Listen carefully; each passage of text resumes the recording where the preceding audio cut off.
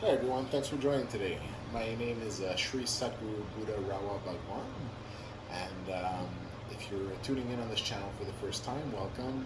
And if you've seen some of the videos and content on this channel before, well, welcome again to this new video. So today I thought we'd have a little bit of fun with today's video.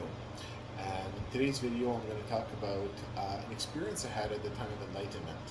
Okay, so this experience is the experience of soaring over the world as a bird. Okay, so at the time of enlightenment, as I experienced creating all of creation, so basically all of what we see around here, the construct of the world in which we exist. And at the time of creating that, as the architect, if you will, basically what I did is I basically went into the body of a bird, right? And I soared over the city, a city basically, as it was being built up, and you could see it as plans, as three-dimensional plans, the cities and the buildings being built up and all this. So I soared over this as it was being built up. And at that time experienced, for example, why there's large concentrations of different crystals, for example, in the earth, such as like quartz, right? And how basically different crystals and the amounts of different ones, account for the stabilization of the world in which we exist in levels that might not be so obvious to see. Right?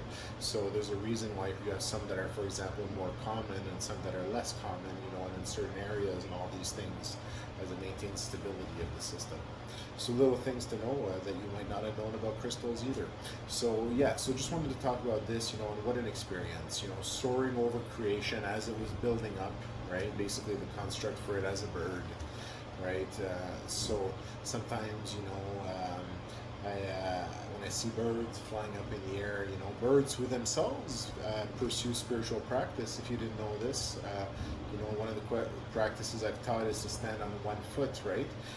To practice that way meditation. And have you ever seen, for example, a seagull on the side of the water standing on one foot? You can maybe ask yourself what they're doing. And I can confirm that yes, birds do practice, and they actually even have a hierarchy, if you want, within themselves of the most advanced spiritual practitioners. As they've observed people doing spiritual practice across the globe for how many years, they've also started doing spiritual practice in their new life. So, spiritual practice is a very, very important fundamental part of creation and how it works. Actually, at different levels, it's actually the story, the key, if you want. Yoga, meditation is the key in this level of creation. As it was built, for multiple purposes, including attracting the attention of the Rudra that when he entered, but also as part of being the master plan of the Shiva that created that window of Virja, and the window is Loka. Okay, so anyways, a lot of information as usual. What I wanted to do today, I wanted to show a couple of cool things. So this here, I've shown in my other videos, this blanket here, which I found with another one that was unique, which was the teacher's blanket. This one is the Sadhguru's or the Buddha's blanket. And then there was also the students' blankets, 5 or 6 of those, right? So it simulates a school of teaching, a school of a Buddha or a right? So basically when I achieved after enlightenment, reaching the center of the Kala Chakra in its manifestation in the physical, things had been moved in a way so that these blankets would be waiting for me. And as being in that advanced samadhi practice, I recognized them immediately, took these blankets that were off the trees, left with them, and I've kept this one as the teacher's or Buddha's blanket, fondly remembering that moment when I got to the center of the Kala Chakra, right? Or to commemorate that in the physical, if you will. Its manifestation in the physical, in the story. So this is a fun. I wear this sometimes, when I make videos. I don't wear it in other cases than that.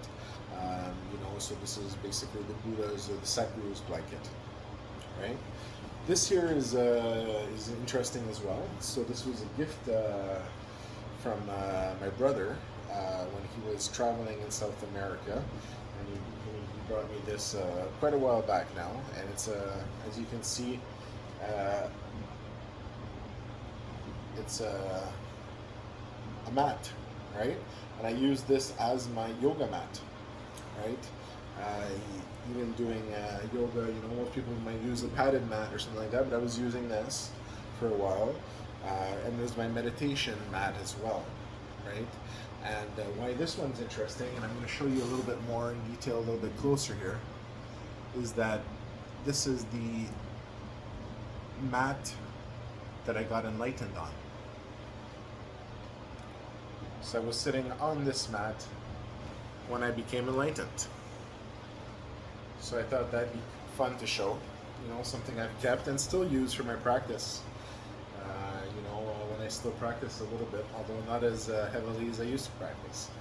So once again, there you go. So I thought these would be a couple fun things to show today. But yes, I wanted to talk also about, the wonderful experience that I had of flying over the world as it was being built up, basically as a bird, right? So that experience, and let me tell you, the perspective from above as things are being built up is wonderful. It's amazing. So just a fun little video today. We'll keep it at that. Thanks for tuning in. I hope you enjoyed this video, and I look forward to our future videos.